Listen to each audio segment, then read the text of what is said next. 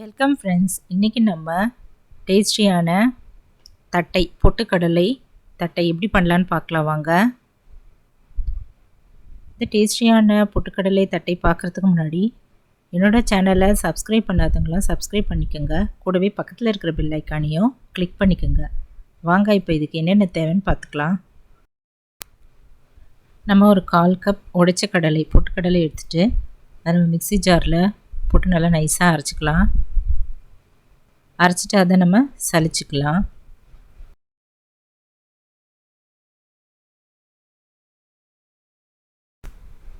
இதை போல் நல்லா சலிச்சுட்டு ஒரு கிண்ணத்தில் எடுத்து வச்சுக்கலாங்க.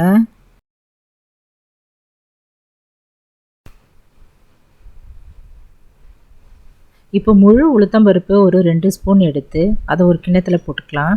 அதை நம்ம வெறும் கடாயில் வறுத்து எடுத்துக்கலாங்க.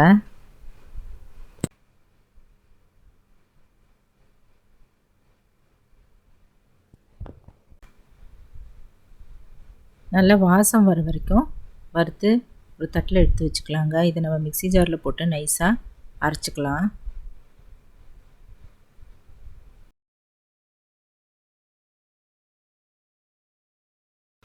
இப்போ இந்த உளுத்தம்பருப்பு நல்லா ஆறட்டும். அதுக்குள்ளே நம்ம அரிசி மாவை லைட்டாக வெறும் கடாயில் வறுத்துக்கலாம். நான் கடையில் வாங்கின இடியாப்பம் மாவை 2 கப்பு எடுத்துட்டேங்க. இல்லை அரிசி மாவு கூட வீட்டில் இருந்ததுன்னா நீங்கள் எடுத்துக்கலாம். இப்போ அது 2 கப் போட்டுட்டு நம்ம வெறும் கடாயில் போட்டு நல்லா வறுத்துக்கலாம். ஒரு 5 நிமிஷம் வரைக்கும் லைட்டாக வறுத்து கிண்ணத்தில் எடுத்து போட்டு வச்சுக்கலாம்.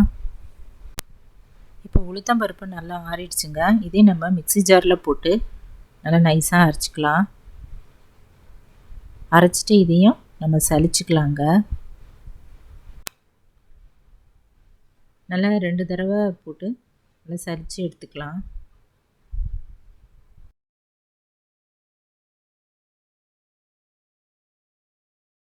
அதையும் நம்ம ஒரு கிண்ணத்தில் எடுத்து வச்சுக்கலாங்க. இப்போ உளுத்தம்பருப்பும் ஒரு கிண்ணத்தில் எடுத்து வச்சுக்கலாம். இப்போ ஒரு 5 காஞ்ச மிளகாய் எடுத்து நம்ம மிக்சியில் போட்டு அரைச்சிக்கலாங்க. கொஞ்சம் தண்ணி ஊற்றி அரைச்சி எடுத்துக்கலாம்.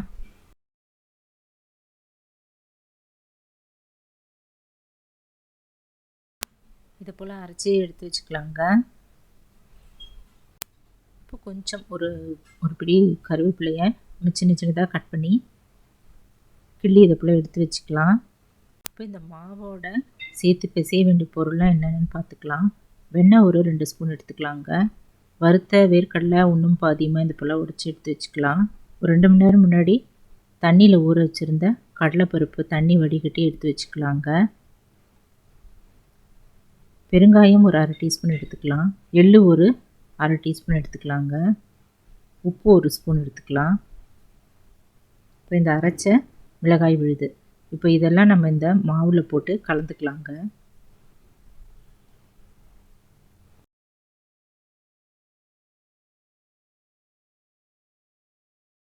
இப்போ வறுத்த நம்ம பச்சரிசி மாவு கிண்ணத்தில் போட்டுக்கலாம். இப்போ சலிச்ச அந்த உடச்சக்கடலை மாவு உளுத்தம்பருப்பு மாவு இது எல்லாத்தையும் போட்டுக்கலாங்க. இப்போ கருவேப்பிலை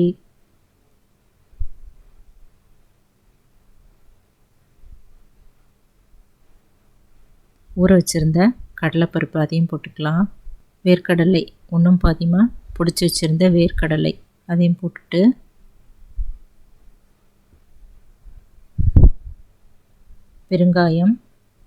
பெருங்காயத்தூள் எள்ளு அதையும் போட்டுக்கலாங்க. இப்போ அரைச்சி வச்சுருந்த மிளகாய் விழுது இதில் போட்டு உப்பு 1 ஸ்பூன் போட்டுக்கலாம். பிசைஞ்சிக்கலாம். இப்போ இதில் நம்ம கொஞ்சம் வெண்ணெய் அடுப்பில் லைட்டாக சுட வச்சு உருக்கிக்கலாம். இப்போ இந்த உருக்கின வெண்ணெயை இந்த மாவில் ஊற்றிக்கலாங்க.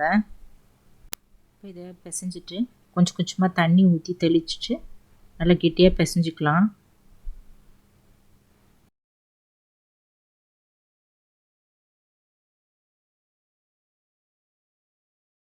இப்போ அடுப்பில் ஒரு கடாயை வச்சுட்டு அதில் தேவையான ஆயில் ஊற்றிக்கலாம். ரீஃபைண்ட் ஆயில்னா கடலெண்ணெய் இது வேணால் ஊற்றிக்கலாங்க.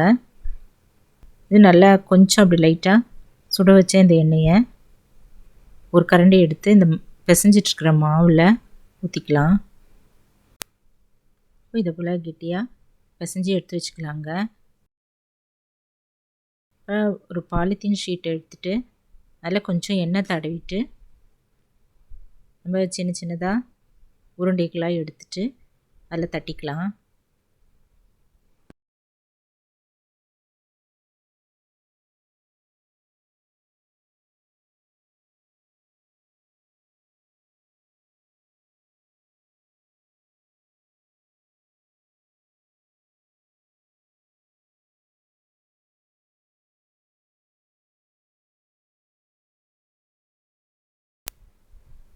நல்லா மெலிசாக தட்டிக்கலாங்க.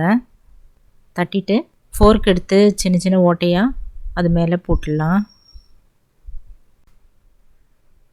இதே போல் ஓட்டை போடுறதால மாவு நல்லா வெந்து நல்லா கரக்கரன்னு நல்லாயிருக்குங்க. இதே போல் எல்லா தட்டையிலையும் நம்ம ஓட்டை போட்டுட்டு ஒவ்வொரு தட்டையாக எடுத்து இந்த காஞ்சிட்ருக்கிற எண்ணெயில் போட்டு பொரித்து எடுத்துடலாம். லைட்டாக கையில் எண்ணெய் தடவிட்டு ஒவ்வொன்றா எடுத்து நம்ம எண்ணெயில் போட்டுடலாங்க.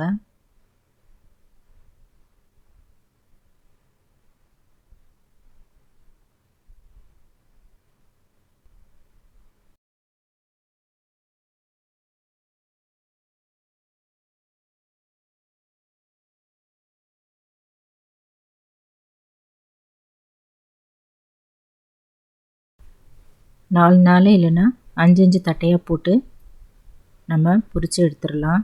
கரண்டி இல்லை இது முதல்ல இதையும் கலக்க வேண்டாங்க. ஒரு பக்கம் நல்லா வெந்துட்டோம். ஒரு பக்கம் நல்லா வெந்த பிறகு நம்ம கரண்டி எடுத்து திருப்பி போட்டுக்கலாம். இப்போது ஒரு பக்கம் நல்லா வெந்த பிறகு நம்ம மெதுவாக ஒவ்வொரு தட்டையாக திருப்பி போட்டுடலாங்க. இன்னொரு பக்கமும் நல்லா வேகட்டும்.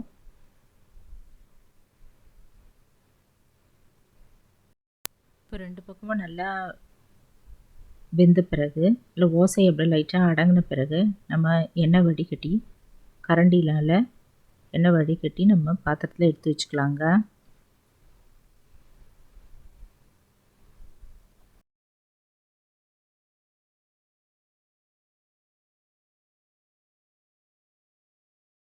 இதை போல் நம்ம எல்லா தட்டையும் சுட்டு எடுத்து வச்சுக்கலாங்க. நல்ல சூப்பர் டேஸ்டான நல்லா மொறுமொறு உடைச்ச கடலை தட்டை ரெடி ஆகி நல்லா மொறுமொறுன்னு இருக்கிற இந்த தட்டை நீங்களும் செஞ்சு பாருங்கள்.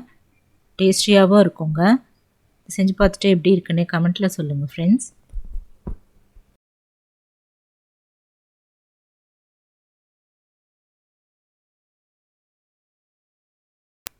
இந்த வீடியோ பிடிச்சதுன்னா குக்கிங் வித் சித்ரா அன்பு சேனலை சப்ஸ்கிரைப் பண்ணிக்கோங்க. தேங்க்ஸ் ஃபார் வாட்சிங். நம்ம அடுத்த வீடியோவில் பார்க்கலாம்.